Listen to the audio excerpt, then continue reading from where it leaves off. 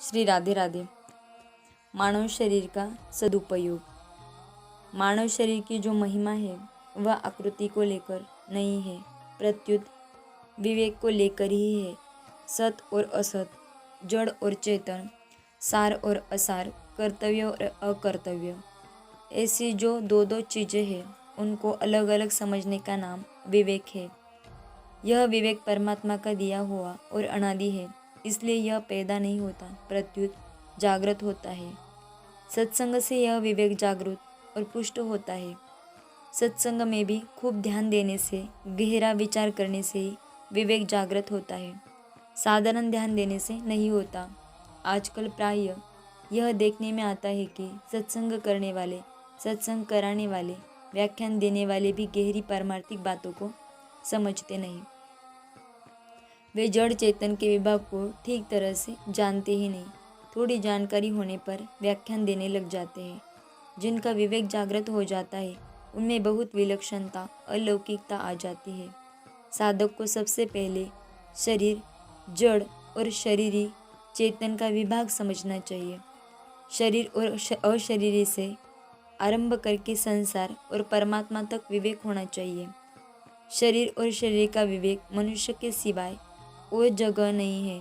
देवताओं में विवेक तो है, पर भोगों में लिप्त होने के कारण वह विवेक काम नहीं करता। शरीर और शरीर के विभाग को जानने वाले मनुष्य बहुत कम है, इसलिए सत्संग के द्वारा इस विभाग को जानने की खास जरूरत है। शरीर जड़ है और स्वयं आत्मा चेतन है। स्वयं परमात्मा का अंश है और शरीर प्रकृति का अंश है। चेतन अलग है और जड़ अलग है। मुक्ति चेतन की होगी, जड़ की नहीं, क्योंकि बंधन चेतन ने स्वीकार किया है। जड़ तो हरदम बदल रहा है और नाश की तरफ जा रहा है। हमारी जितनी उम्र बीत गई है उतने दिन तो हम मर ही गए। मरना शब्द भले ही खराब लगे, पर बात सच्ची है। जन्म के समय जीने के जितने दिन बाकी थे उतने दिन अब बाकी नहीं रहे। जितने दिन बीत गए उतने दिन तो मर गए। अब कितने दिन बाकी है इसका पता नहीं है। जीवन का जो समय चला गया नष्ट, वह जड़ विभाग में हुआ है, चेतन विभाग में नहीं। चेतन विभाग में मृत्यु नहीं है, उसकी कोई उम्र नहीं है, वह अमर है। शरीर मरता है, आत्मा नहीं मरता। इस प्रकार आरंभ से ही जड़ चेतन के विभाग को समझ लेना चाहिए।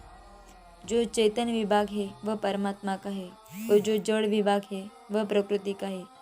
गीता में आया है, प्रकृति और पुरुष दोनों अनादि तो है, पर दोनों में पुरुष चेतन अनादि तथा अनंत है और प्रकृति अनादि तथा शांत है।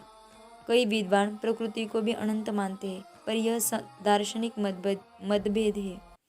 यहाँ यह समझ लेना चाहिए कि जो अपने को भी नहीं जानता और दूसरे को भी नहीं जानता उसका नाम जड़ है। जो अपने को भी जानता है और दूसरे को भी जानता है उसका नाम चेतन है। जानने की शक्ति चेतनता है। यह शक्ति जड़ में नहीं है। मन बुद्धि चेतन में दिखते हैं, पर है ये जड़ ही। ये चेतन के प्रकाश से प्रकाशित होते हैं। हम स्वयं शरीर, इंद्रियां, मन बुद्धि को जानने वाले हैं। इंद्रियों के दो विभाग हैं, कर्मेंद्रिया और ज्ञानेंद्रिया। कर्मेंद्रिया तो सर्वथा जड़ है और ज्ञानेंद्रियों में चेतन का आभास है। उस आभास को लेकर ही श्रोत्र, त्वचा, चक्षु, रसना और घ्राण, ये पांचों इंद्रियां ज्ञानेंद्रिया कहलाती है। ज्ञानेंद्रिया को लेकर जीवात्मा विषयों का सेवन करता है। श्रोत्रम चक्षुस्पर्शनं च रसनं घ्राणमेव च अधिष्ठाय मनच्छाय विषयानुपसेवते। इन ज्ञानेंद्रियों में और अंतकरण में जो ज्ञान दिखता है वह उनका खुद का नहीं है, प्रत्युत चेतन के द्वारा आया हुआ है। खुद तो वे जड़ ही है। जैसे दर्पण को सूर्य के सामने कर दिया जाए तो सूर्य का प्रकाश दर्पण में आ जाता है। उस प्रकाश को अंधेरी कोठरी में डाला जाए तो वह प्रकाश हो जाता है। वह प्रकाश मूल में सूर्य का है, दर्पण का नहीं। ऐसे ही इंद्रियों में और अंतकरण में चेतन से प्रकाश आता है। चेतन के प्रकाश से प्रकाशित होने पर भी इंद्रिया और अंतकरण जड़ है। हम स्वयं चेतन है और परमात्मा के अंश है। गीता में भगवान कहते हैं, ममैवांशो जीवलोके। जैसे शरीर माँ और बाप दोनों से बना हुआ है, ऐसे स्वयं प्रकृति और परमात्मा दोनों से बना हुआ नहीं है, यह केवल परमात्मा का ही अंश है। भगवान ने कहा है, प्रकृति माता है और मैं उसमें बीज स्थापन करने वाला पिता हूँ, जिससे संपूर्ण प्राणी पैदा होते हैं। अतः प्राणियों में प्रकृति का अंश भी है और परमात्मा का भी, परंतु जो जीवात्मा है उसमें केवल परमात्मा का ही अंश है। ममैवांश। देवता, भूत प्रेत, पिशाच आदि जितने भी शरीर है उन सब में जड़ और चेतन दोनों रहते हैं। देवताओं के शरीर में तेजस तत्व की प्रधानता है, भूत प्रेतों के शरीर में वायु तत्व की प्रधानता है, मनुष्यों के शरीर में पृथ्वी तत्व की प्रधानता है आदि। भिन्न भिन्न शरीरों में भिन्न भिन्न तत्व की प्रधानता रहती है। यद्यपि सभी शरीरों में मुख्यतः चेतन की ही है, पर वह शरीर में मैं मेरापन करके उसी को मुख्य मान लेता है। जड़ शरीर की मुख्यता मानना ही जन्म मरण का कारण है। गुणों का संग होने से ही जीव की 3 गतियाँ हो जाती है। जो सत्वगुण में स्थित होते हैं वे ऊर्ध्व गति में जाते हैं, जो रजोगुण में स्थित होते हैं वे मध्य लोक में जाते हैं, जो तमोगुण में स्थित होते हैं वे अधोगति में जाते हैं। इस प्रकार जड़ चेतन के विभाग को ठीक तरह से समझना चाहिए।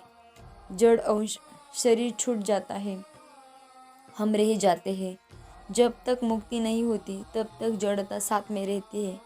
इसलिए एक शरीर को छोड़कर दूसरे शरीर में जाने पर स्थूल शरीर तो छूट जाता है, पर सूक्ष्म और कारण शरीर साथ में रहते हैं।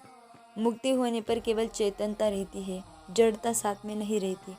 अर्थात स्थूल, सूक्ष्म और कारण शरीर साथ में नहीं रहती। परंतु इसमें एक बहुत सूक्ष्म बात है कि मुक्ति होने पर भी जड़ता का संस्कार रहता है। वह संस्कार जन्म मरण देने वाला तो नहीं होता, पर मतभेद करने वाला होता है।